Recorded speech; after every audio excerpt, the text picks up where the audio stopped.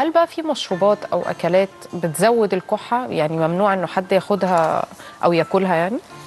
بصي، هو لو اي حد عنده كحه او برد او نزله برد شديده، بننصحه اولا بلاش يشرب قهوه، بلاش يشرب شاي، بلاش يشرب مشروبات غازيه، بلاش يشرب ياكل اكلات بتزود الهستامين. مم. ازاي الكلام ده؟ الكافيين بيزود الكحه، فبلاش قهوه وشاي. الكافيين المفروض مضرات للبول، القهوه والشاي والحاجات دي كلها مضرات للبول، فبتجفف الجسم، فالمخاط بيبقى اكثر سماكه، مم. فبالتالي الكحه بتزيد ومضاعفات الكحه بتزيد. فارجوكم اللي عنده كحه او مشاكل في نزله برد شديده يلغي موضوع الشاي والكحه، الشاي الشاي والقهوه والقهوة. لغايه ما يفوق من القصه دي. تاني حاجه، في اكلات بتزود الهستامين. احنا مم. عارفين ان الهستامين هو المفروض بيزيد عشان يساعد الجسم على التخلص من شيء هاجمه، ففي اكلات معينه بتزود الهستامين، فبيحس جدران الرئيئه في مجرى التنفس على تكوين المخاط بزياده، مم.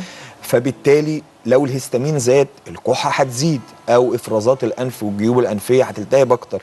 الحاجات اللي بتزود الهستامين: الافوكادو، المشروم، الفراوله، الالبان، الخل، الاكلات بتاعه الدهون الدسمه زي الجانك فود. مم. يعني لو عندك دور كح دور برد، لو اكلت جانك فود او اكلات هيزود دسمه الأعراض. هتزود. فعشان كده لما بتروح الدكتور وانت عندك برد شديد يقول لك ايه؟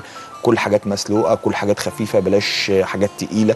كل ده لان الحاجات دي بتزود الهستامين، فبالتالي المخاط ومشاكل الجيوب الانفيه بتزيد، الكحه بتزيد برضو. مم. كمان منتجات الالبان هي مهمه عشان فيها حاجات بتزود المناعه، اكيد الزبادي وغيره، بس منتجات الالبان برضو بتزود انتاج المخاط. فاحنا نشرب البان او ناكل زبادي والكلام ده، بس مش بكثره قوي مم. عشان ما نزودش المخاط، فبالتالي الكحه هتزيد. يعني مرة واحدة في اليوم مثلا. مفيش مشكله. انما الاكل الدسم، الحاجات اللي بتزود الهستامين زي الفراوله والمشروم والافوكادو والخل والحاجات دي نقلل منها خالص.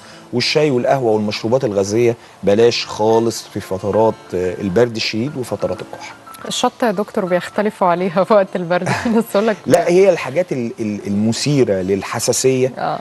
لا طبعا، يعني بلاش منها الفتره دي.